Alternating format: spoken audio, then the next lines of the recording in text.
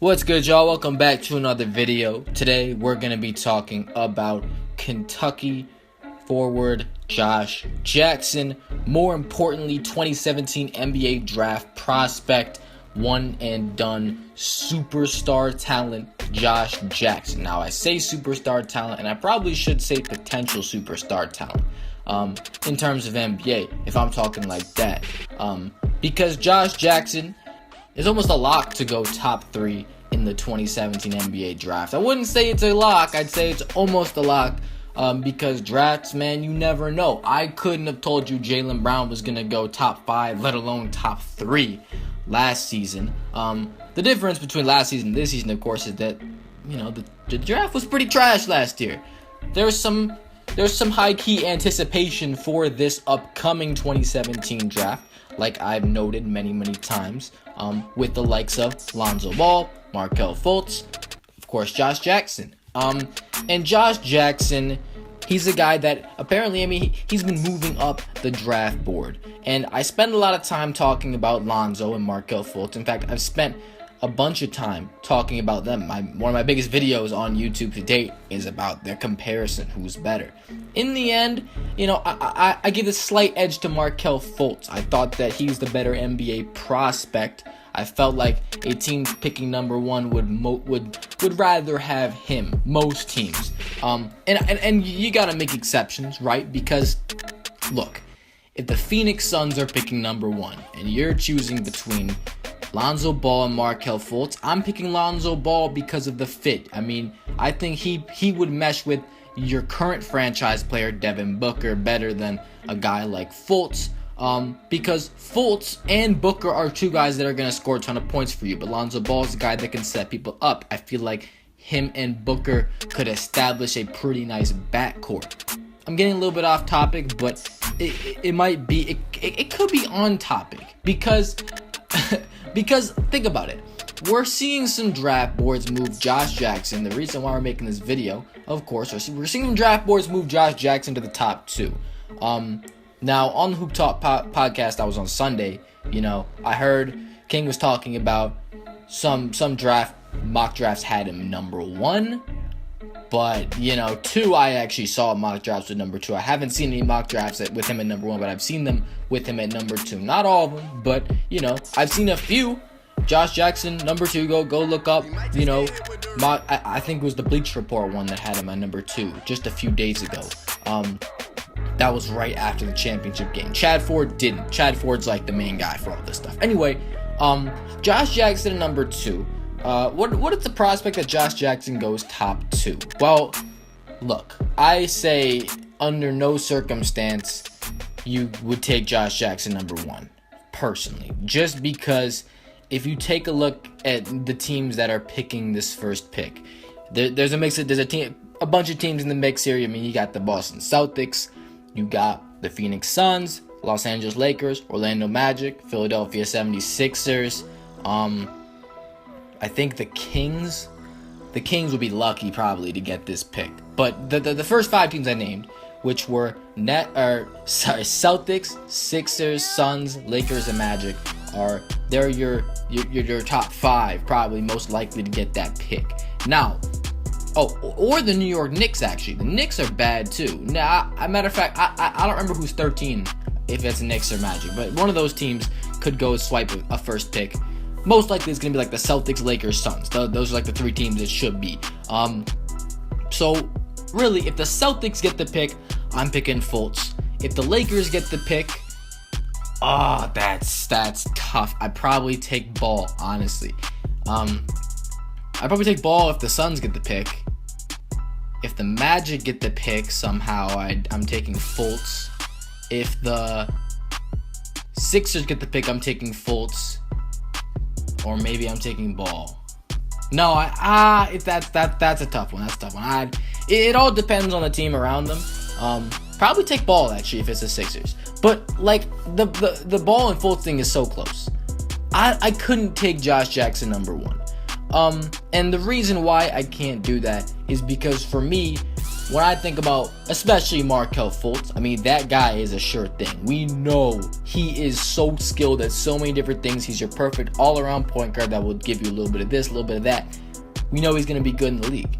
And I can say that with confidence. I think the bust potential on this guy is nearly zero. I do not see this guy coming in the NBA and being out of the NBA in 5 years. No way. He's so skilled. He's athletic. He's big. He's strong. He can get to the rim. He can shoot. He can pass. He can board. He can defend. Like, he does everything. He does everything. So, Markelle Fultz right off the bat, I would probably take him over Jackson in any situation, just because of the fact that Markelle Fultz is already, I know he's going to give you something.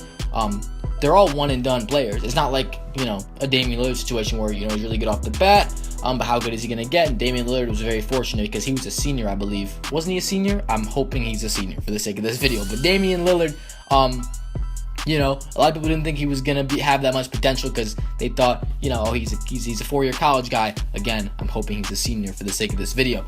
But he ends up being great. And these guys are all one and done. They got so much potential. Markelle Fultz seems like he seems like a senior to me, just because of the fact that he's so good already. Most of these one and done guys are guys you rely on for potential to grow. That's what Josh Jackson really is. That's not saying Josh Jackson isn't good, because he's already really good, okay? At Kansas, averaging 16 points, 7 rebounds, 3 assists. He was 51% from the field, 38% from 3, a jump shot that's looking better.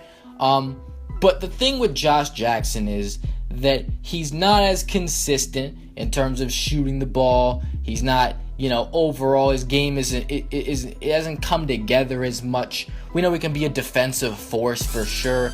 That's something that's looking better. And honestly, out of all the guys, Josh Jackson's more of a sure thing than basically everybody else, than these two guys above him, I'd say.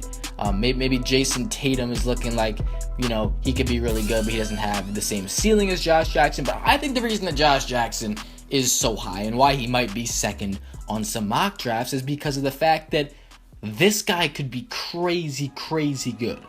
Crazy good. He's kind of looking like Andrew Wiggins at this point, and I'm not just saying that because they both went to Kansas, but they're kind of similar. They're athletic wings that struggled a little bit with their shot, but then, they could get it together. And Josh Jackson, I mean, he's trying to get it together. It looks better, like I said. Andrew Wiggins just dropped the defensive thing. I honestly still don't know what happened to that, because when he came in the league, in college, he was like a lockdown defender, and he was he's a defensive first guy, but if he develops that jump shot, he was that type of player. And now he's like, well, where is the defense? There's no defense from Andrew Wiggins anymore. But I'm sorry, it's not about Andrew Wiggins. Josh Jackson is we're seeing the defense, and I'm not gonna say like, oh, Josh Jackson might not have defense in the NBA because Andrew Wiggins doesn't. No, it's not gonna be like that. But Josh Jackson, he has the wingspan. He's got the vertical. He's got the strength. He's got all the athletic tools. That's what you need in a player that you rely on for potential: athleticism, strength, a good NBA body, stuff like that. Athletic tools. That type of stuff, that's gonna help you in terms of your ceiling. Josh Jackson's ceiling is sky high. It might be higher than someone like Fultz or Ball, dare I say it. Look, those guys are better than him right now, I would say, but the reason why you would consider Josh Jackson over those two guys is because of that ceiling. Now, I don't think that's something you can gamble on, honestly. I think that maybe a team with some really good development coaches could pick this guy and be like, we're going to turn this guy into the next Paul George, or I don't know, that was just the first Jimmy Butler, that type of player. But I say if I'm taking first, I'm trying to start my franchise around a new player. I'm not picking, if he's at 3, I'll take him. But if it's 1 and 2, all right, let's just say, what's a good example for this? Like the Celtics, I wouldn't pick him because they got the Celtics need big men, and there aren't that many good big men, so they're just gonna take the best player available, and to me that's Fultz. Plus, he could fit in the backcourt with Isaiah Thomas because he could play the 2 a lot better than like Alonzo Ball. And I say he's better than Josh Jackson. That's why you take him over him. Also, they got they got a bunch of small forward. I already got Jaylen Brown and Jay Crowder playing small forward for the Celtics. If the Suns get the pick, I wouldn't take Josh Jackson. That's the one where you could take Josh Jackson. that is the one. Like, I was gonna say something else, but like that's the one. The Phoenix Suns, if they pick third, he's gone. Okay, he's off the board.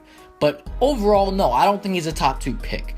People got him at 2 because that ceiling, man, it's crazy.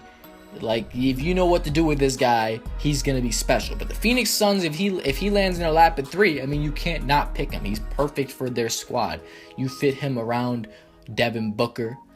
You probably would keep Bledsoe at that point, unless you just want to get so young that you ship him off to somewhere else. And they did shut down Bledsoe, so I don't know. Maybe that means I don't know. But this guy could come in there, and him and Devin Booker could make things happen. But it's adding a perimeter defender, a wing guy that could help you out so many ways. He's like the perfect guy for that team. The Lakers, they could also pick him because their backcourt, I mean, it's hard to say because their backcourt, it's like, is D'Angelo Russell part of the future? Or Jordan Clarkson, they thought he was going to be the starter, but then they put him on the bench, but now he's back in the starting lineup. And then if you pick Josh Jackson, then you have to slide him in next to Randall, and then you got 2 guys that aren't really willing to shoot the 3-pointer in the NBA. Because let's be honest, I don't think Josh Jackson right off the bat is going to be a very good NBA 3-point shooter, okay? Because when he gets behind that deep 3-point line, I don't see him shooting better than like 31% in his rookie year. If he takes a lot, if he's smart, it doesn't take a lot of him, then he could shoot like 33, but I just don't see it, okay? It's going to be like a newfound talent, so that's another reason. Anyway, I'm kind of rambling in this video, but overall the whole point is that like Josh Jackson, they got him at 2 in some mock drafts, and I'm saying I don't think so. I don't think that's good. I don't really see a team that could pick him after Fultz or Ball is gone. Like, you want to pick the other. If someone picks Fultz before Ball, you pick Ball. Someone picks Ball before Fultz, you pick Fultz, right?